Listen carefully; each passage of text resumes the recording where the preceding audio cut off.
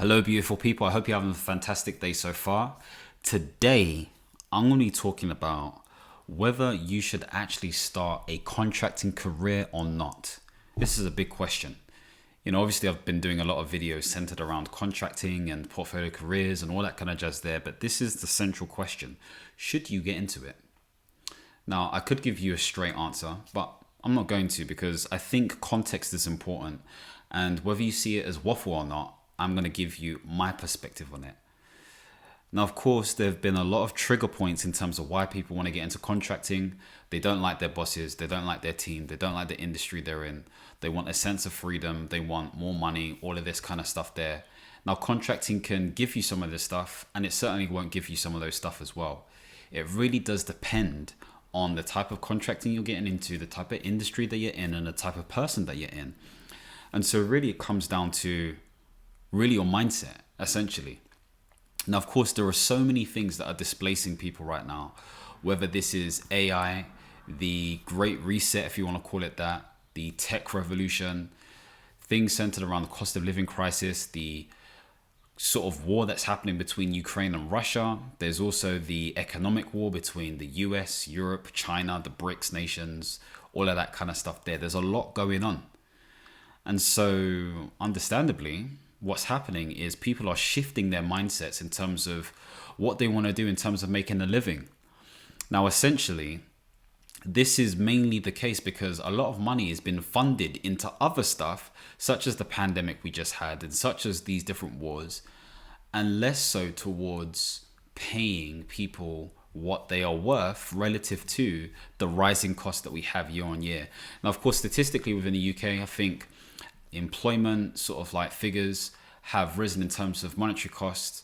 I don't want to use a figure. 6% has come to mind for some reason, but I'm not going to use that as a figure. They have risen, but they haven't risen in line with what people need based on cost.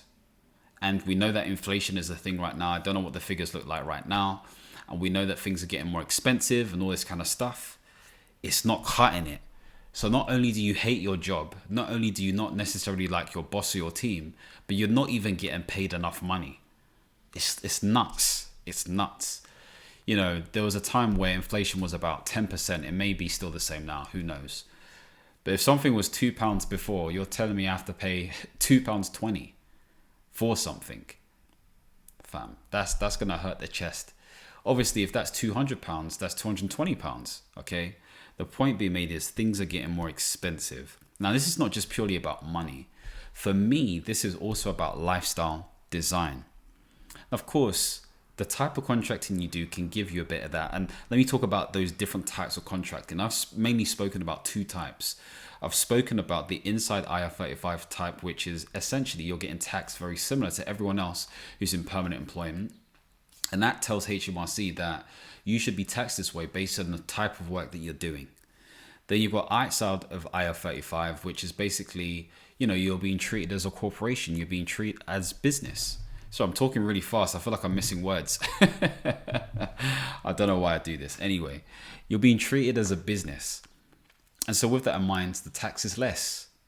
But you have to make sure you stay within IR35 rules, i.e. you're doing works that is unique by nature, is project-based by nature, is different. It wouldn't be usual to someone who would be business as usual, i.e. BAU, all of that kind of stuff. You can watch my other videos to get more clarity on that stuff.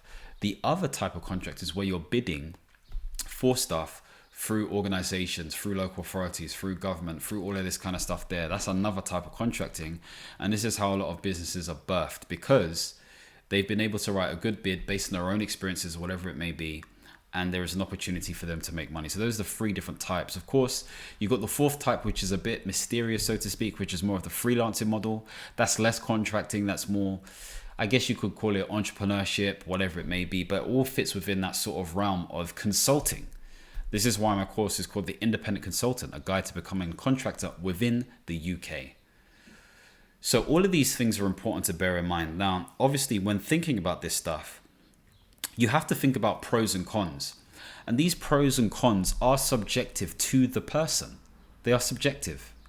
I could say something as a con, but you may be like, it's not that deep.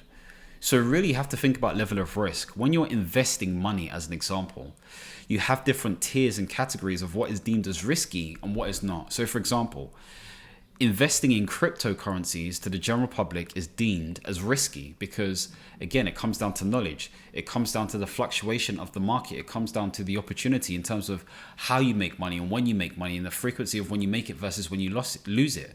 So the win to loss ratio becomes a thing. And so bearing that in mind, this is where we also think about contracting. If we're using the investing model again, so you've got cryptocurrencies, you've got Forex as another example. You've also got investing in stocks and shares, okay? So, or index funds or ETFs. Those are deemed as less risky or whatever it may be. But depending on the portfolio that you're trying to create, let's say, for example, you invest in the FTSE 100 or the S&P 500 or something like that, is a bit more steady because it's based on peak performance of really well-performing companies within a specific demographic area. Then you've also got the bond market and all this other kind of stuff there, which is much safer but less return. So it's almost like the riskier it is, the more you can make, but the more you can lose. Sometimes it's best to think about what you can lose because that's risk management in a way. But the more safer options mean that you make more money on the long term, but it's like, oh, it's not exciting. So it's kind of like, unless you're making that sort of like, that sort of dollar money, sort of like Lizzie, it's not even Lizzie's anymore, them Charlies now, yeah, then it's going to be hard for you to really know whether you should take the risk or not. This is what contracting is like.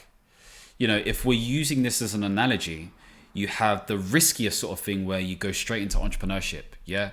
You may have the money, you may not have the money, but you go straight into entrepreneurship and that's the thing that you're doing. Then you've also got the middle bit, which is stuff like contracting, consulting. It's a bit riskier. There's no permanency to it. There isn't a sense of a guarantee. Then you've got something that's a bit more permanent by nature. And essentially that is, you know, your 9 to 5 and you've got a contract and you have a 3-month notice period, etc., etc. Now you could easily be let go in any of these things, but the point being made is that there's all an element of risk, and it really comes down to what you think. It really comes down to what you think.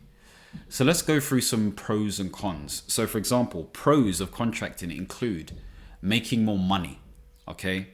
If I'm a project manager and I earn £50,000 and I'm a good project manager and I've been in the industry for at least 5 years, and let's say, for example, it's within the business sector or even finance or within, you know, health or whatever it may be, then when going into contracting pro rata, I know I can make double that amount, even double and a half, depending on my circumstances. So I could make annually 100K, maybe even 120K, whatever it may be. Okay. That could be on any day rate that comes to that amount. Now, of course, this doesn't take into consideration things like holiday X, Y, and Z. But even if you do take holiday and it's sensible, you could still make those amounts of monies depending on what your day rate is. Now, it's hard to say, but there are many industries, especially public sector, that are being a bit more stingier when it comes to day rates. Okay, they just are. I'm seeing it. I mean, there are some places where they're remaining true to their word or whatever it may be, but there are a lot that are being a bit more stingy because they're trying to save money. But a hiring manager told me once that, and this is quite recently, that they're hoping that contractors can become permanent. What? Why? They've just left permanency.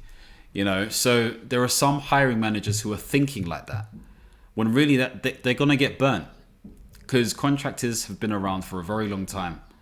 Okay, they've been around. I mean, they may not have been guised as contractors. They may be, you know, consultants or general managers or whatever it may be on a freelance basis, but they've been around for a long time.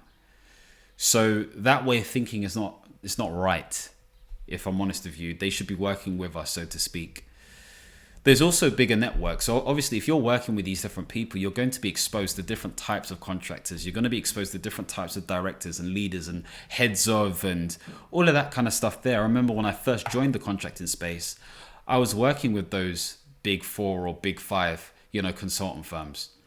And they're just like you and me. There's nothing special about them, but it's just more about how they brand themselves, how they organize themselves, the training that they've had. If you understood that, as a professional, whether you knew that world or not, whether you're exposed to that or not, as a professional, you would conduct yourself in the same way anyway, because it comes down to your personal brand, doesn't it? So you would educate yourself in the right way. You would understand the different frameworks. You would have systems and templates for different things, and you would speak in a certain way that has a high degree of emotional intelligence, but is informative and has a leadership essence by nature. That's essentially what they are.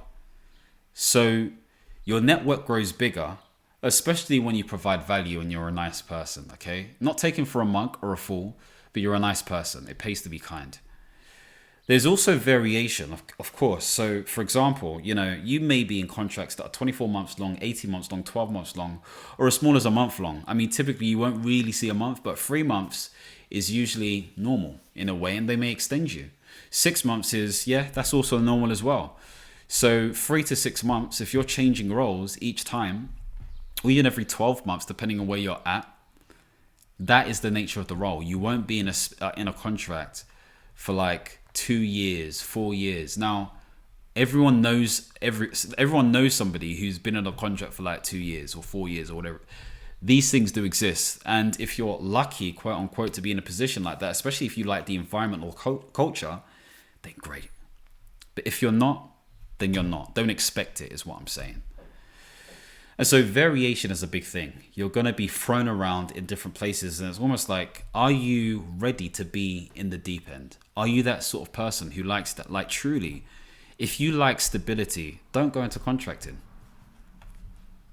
Maybe that's wrong advice. I don't know. Only you know the answer to that. But if you like stability, I mean, who doesn't? Okay, I like an element of stability, but not to the point where I feel trapped. I love a sense of freedom, you see. I love a sense of freedom. So think to yourself, is variation something that you want? Okay. The next thing is better control of money. Now, I say this because there are some people who don't want to have a percentage of their pension taken out. Okay. Maybe they want a self-invested private pension instead. There are some people who want to manage their holiday money a certain way. Maybe they want to put more or less in. Who knows?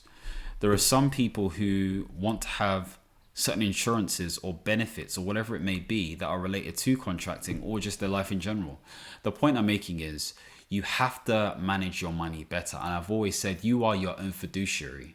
You are your own finance manager. You are your own, well, it's best to get an accountant, but ultimately you are accountable to self when it comes to your money situation, especially as a contractor, because you're not relying on anyone else to do the work for you. Now, of course, if you're inside of IR35 and you're working for an umbrella company for a specific client where you actually deliver the work, it's a bit different because there are a few benefits here and there, such as GP consultations for free or discounts, or they'll give you a pension and all this kind of stuff there, salary sacrifice, so you can make a bit more money.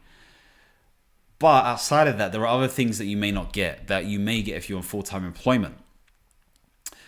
But you do have better control of your money. It comes down to how you see it. It comes down to your mindset, really and truly. The next thing is, depending on where you're at, you are respected as a contractor. Now, this is very dependent because sometimes they see you as the person who's had all this experience and knows all this knowledge and all this kind of stuff there, even if you have or haven't. You know, I'm very lucky where I'm currently in a place where they respect me highly in terms of what I'm delivering. Highly. And I'm grateful for it because in a place prior to that, there was respect there, but not to the same degree. It just wasn't, because I am doing my own thing. I wasn't sort of like being judged based on the nature of the type of people I was around. I was being judged for me because I'm my own teammate, so to speak. I'm working with other people, obviously, but positioned as someone with a level of experience and expertise. And so with that in mind, you get respect. And of course, number one, depending on the niche that you're in, I said number one, but the final thing I can think of is depending on the niche that you're in, there are abundant opportunities. I spoke about the generalist thing and the opportunistic thing, the generalist thing and the specialist things and the opportunistic times and threatening times. Depending on your niche, it may be so vibrant and colorful for you. You may be afforded a great day rate. Now, I have to recognize something here. Obviously, with the examples that I use with £500 a day, that's just an example. I'm not saying I make that. I'm not saying I make less or more than that. It's an example I'm using because it's a round figure. There will be many people in contracting who will get less than that. They may get £200 a day, £300 a day, £400 a day, £500 a day, £600 a day, £700 a day, £800 a day, £900 a day, even £1,000 a day. This exists. I've seen this. I've seen these figures, especially working as a workforce and resourcing contractor in some of these organizations, departments, etc., etc. I've seen these figures, and so I know they exist. I know people do this stuff. It just depends where you're at in terms of your journey and how people see and perceive you in terms of the value they think you can provide. It's all perception. You have to actually deliver, though. This can't be made up.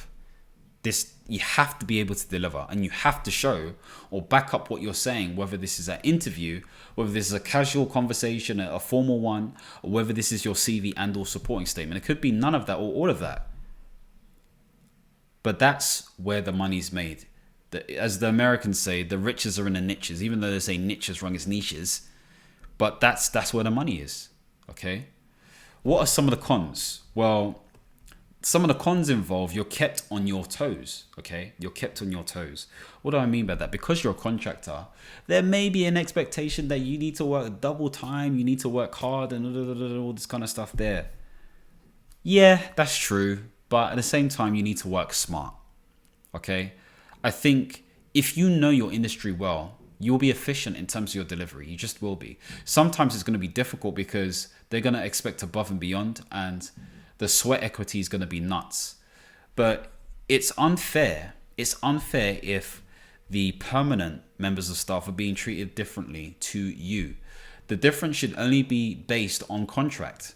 That's it. But in terms of a human approach, everyone should be treated the same. So if you're treating us hard, everyone else should be treated hard, so to speak, whether that's the right way or not. So sometimes that can happen. And I saw that in my second or first contract. And I thought, it was only a few people. It wasn't many people. These people, they're silly. I don't really care about their opinion or anything like that. I'm just highlighting this to you so you know for yourself. These people are just ignorant.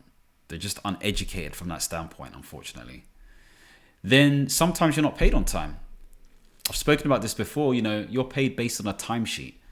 Okay, or a direct invoice into your account or whatever it may be. So if obviously you're raising invoices, then they will pay you directly into your account. So depending on what it is, let's say for example you're based on timesheets and you're working inside of IR35, then that is dependent upon the system, you submitting your timesheet on time, and or the hiring manager or the person who's responsible for approving it to approve it on time. Those are the three variables.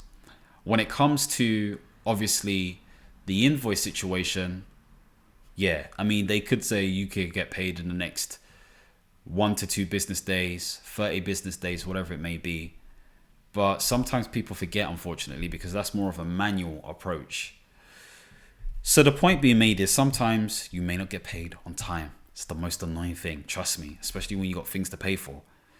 But you can't over leverage yourself. This is why you need to be smart. And this is why I said you're your own fiduciary, your own financial manager, because you need to know how to maneuver your money a certain way, even if it's a bit weird. You know why you're behaving that way. The other thing is that you may be out of work for a while. I told you I was out of work for about 4.5 months. And I was okay with that because I want to focus more on mastery. But there were the odd few moments here and there where I felt a bit inadequate, because when I started applying again, I was like, oh gosh, is anyone going to pick me up? But that was during a threatening time. And so sometimes the fact that you're out of work may play with your mindset. It may play with you a lot. It's like, are you ready for that? Are you genuinely ready for that? You may make 75K as an example, but that could be for like 6 or 7 months. That's the truth. But you may not predict or project whether you're deciding to quit or whether they move you on, or even if your contract ends prematurely. You can't decide that stuff. And so it's almost like, don't lean into what I think is called Parkinson's law. There's 2 versions of it, where you're just spending a bit more than necessary. Okay? But think sensibly. Now, some people may be like, what's the point when, I'm a contractor and, I'm not even able to spend my money and, I mean, it comes down to your life goals at the end of the day, my friend. It comes down to that, which I'll talk about in a bit. But sometimes you may be out of work for a while. And are you okay with that? Can you deal with that? What will you do in the meantime? Will you work in your own stuff if you're entrepreneurial by nature? Will you trade, as an example? Will you volunteer? Are you going to apply for jobs? Like, what are you going to do? For me personally, I focused on my business. That's what I did. So you need to have something you can focus on, as well as applying for contracts when I decided to at the right time. But it's not easy. I remember a time where I think there was 4 or 5 of us. 4 or 5 of my contractor friends were out of contract. We were all out of contract around the same time. Different areas, different regions. It just kind of happened that way. And some of us were like, oof, damn. Some of us just took anything. And some of us held our guns because we were like, nope, this is the rate that I'm going to be making. And I'm not going beyond that. So you need to decide how you want to maneuver. Do you want to stick to a certain sort of like amount of money? Or do you want to be in a position where you're kind of like, well, I don't mind getting this rate as long as I get paid? What's the mindset? What is the mentality moving forward? You need to decide what that looks like. And again, watch my previous videos where I talk about some of this stuff, talk about it in detail. Of course, you may be disrespected as a contractor. I said this before, so I'm not going to sort of like get into it too deeply. And there's still a bit of a learning curve for some people, because some people, they lie too much. Okay. They say they can do X when really they can do Y.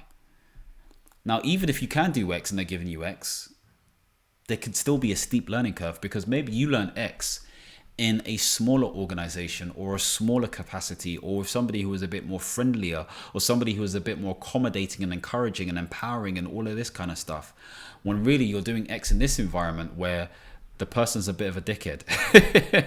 The person's a bit annoying. The person is pushing you and pressurizing you and creating all this energy that's unnecessary.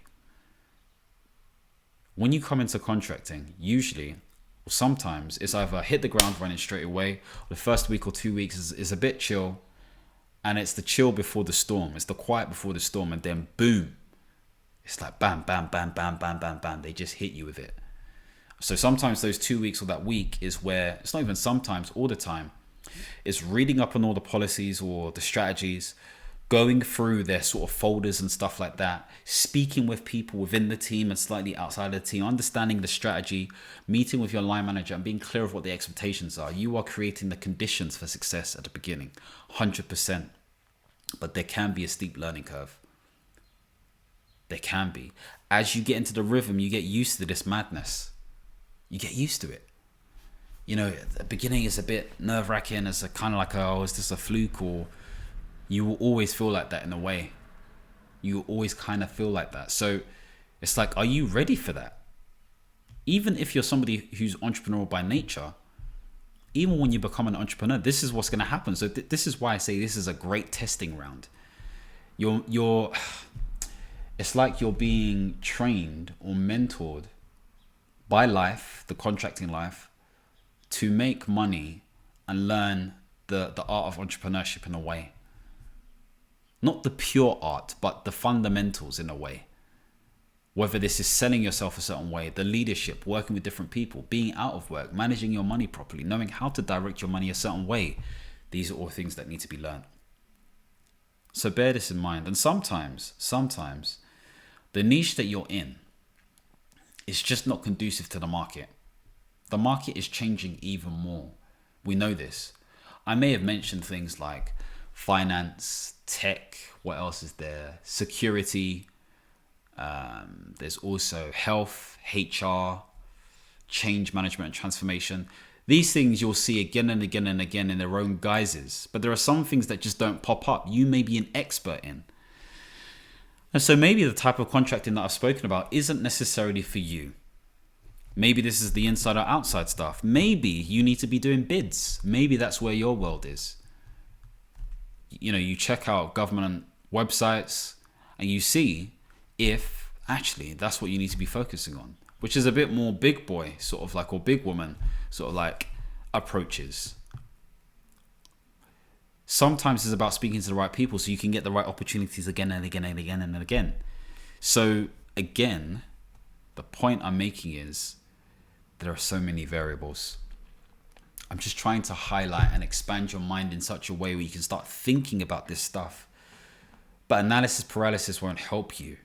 You ultimately have to make the decision. Okay? Now I want to move on to another section, which is really thinking about goals. This is all dependent upon your life goals. What are you wanting to do?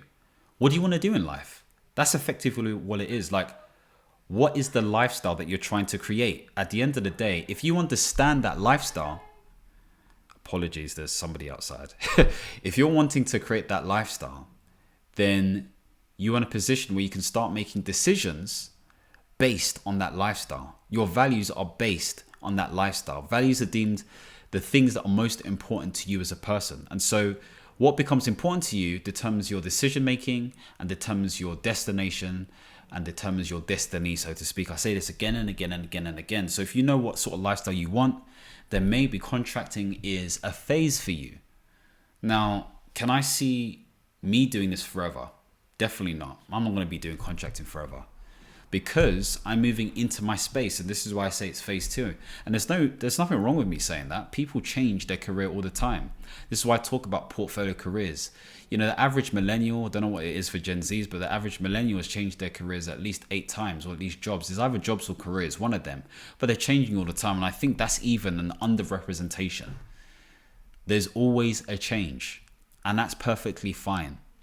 This is just a phase in the grand scheme of my life, so to speak. An important one at best, you know.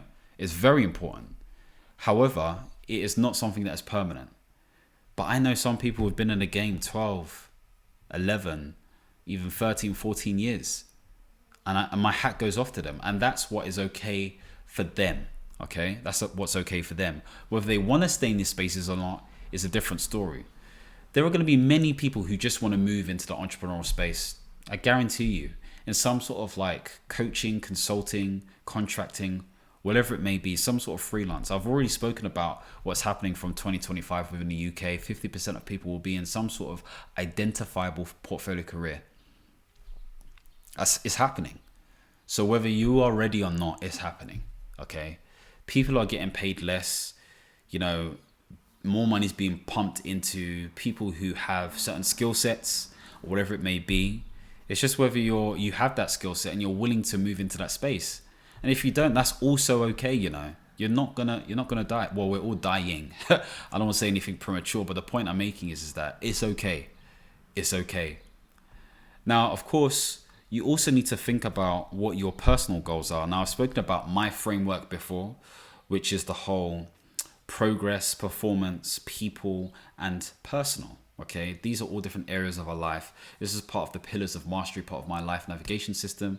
Again, if you want to get that, you can check the link below for more information. But essentially, you need to think about what your goals are.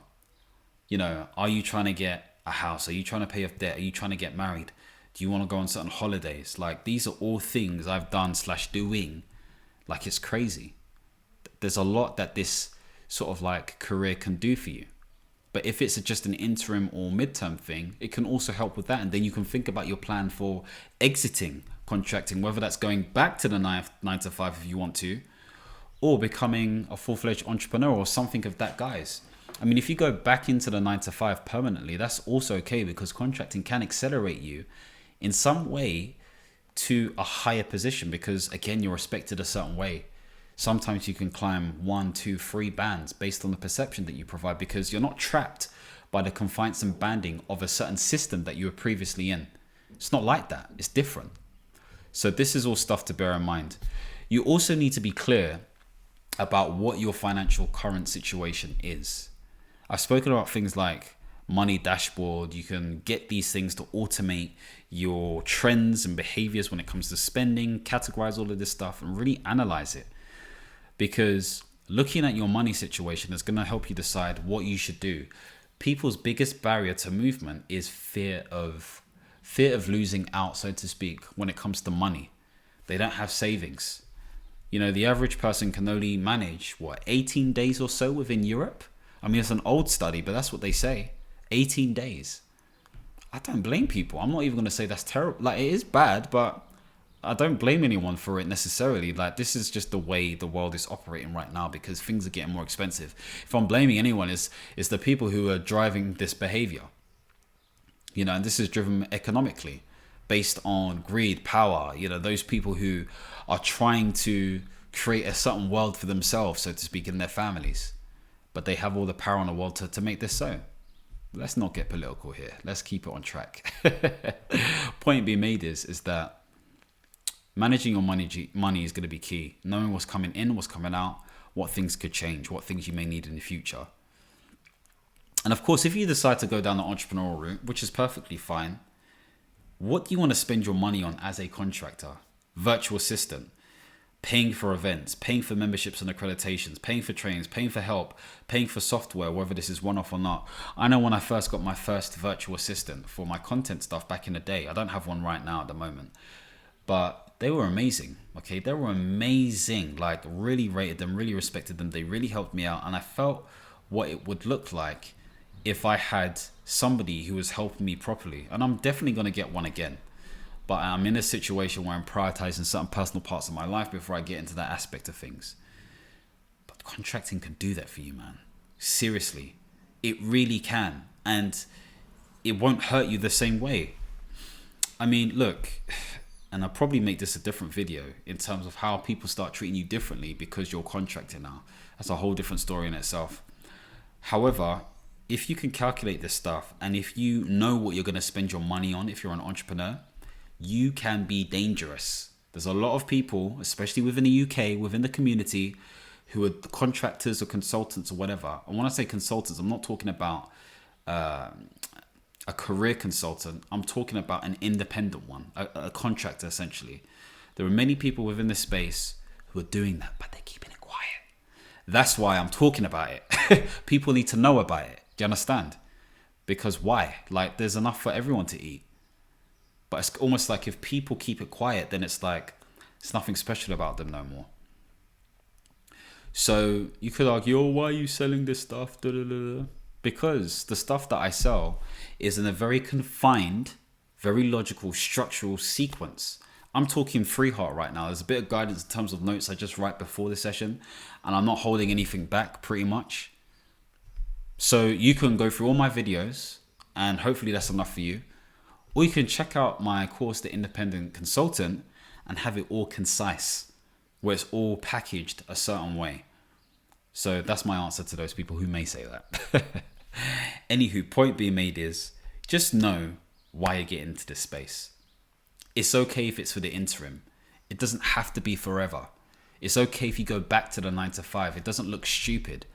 Sometimes you just need to test it out to see if the water's for you or not. And if it's too cold, you get out. If it's too hot, you get out. But you decide. You have to make that decision. Me doing these videos just gives you an idea, and that's about it. So the point I'm making is have some sort of plan. It's so key to follow through with it as well. Don't get cold feet. Now, here are some final words. You know, contracting is not for the faint-hearted. It's not. It really isn't. If you are a scaredy cat, please don't do it. For your health, for your life, please, I beg, just don't, because you may not be ready for it. And some people may have beginner's luck. You know, did I have a bit of beginner's luck? Maybe. You could argue that. The beginner's luck came into play that I chose the market at the right time. And obviously COVID happened, which is not a good thing, but created opportunities. And also, I would say, but the second sort of like opportunity I got was not an interview. You know, the first interview I had, I didn't get, but the second one, I got in straight away, which created a whole career for me, a mini career within a certain department. So yeah, you have to decide for yourself, but I don't want you ever to think I'm trying to glamorize contracting. I'm shedding information and I'm giving my experience. And if you share the sentiment with that experience, if you believe that is something that aligns to you in this moment, in this time, then take the leap. But if you don't even jump. Hesitation will get you killed. It's that simple. So clear-cut decisions are important. And you need to be able to create the criteria for yourself, maybe based on the stuff that I've said before in other videos, to help you make the decision. Ultimately, it comes down to you. It comes down to you, nobody else. So I'm going to leave it there. I think I've given enough value in that sense, and hopefully that gives you an idea. The question still remains, should you jump into contracting? Should you create a career in contracting? Ultimately down to you, my friends. If you want to see more videos centered around life management, positive psychology, or portfolio careers, don't forget to subscribe and hit the notification bell. And as always, my friends, understand, reach, and expand. Peace.